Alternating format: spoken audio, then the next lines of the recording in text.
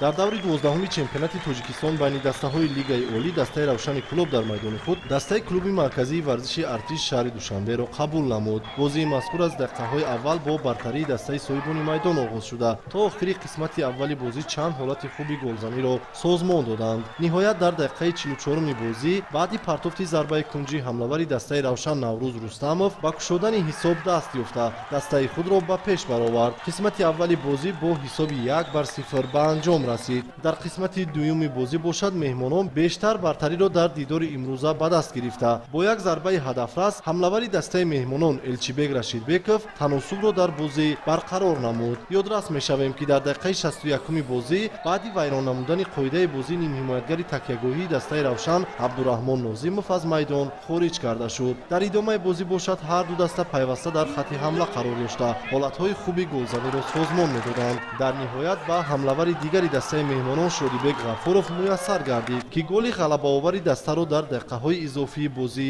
ба нишон расонида, ҳамин тариқ ғолибияти дастаашро таъмин намояд. Ёдрас мешавем, ки бозии мазкур бо ҳисоби 2-1 бар нафъи дастаи меҳмонон тими клуби марказии варзиши Артиш ба итмом расид.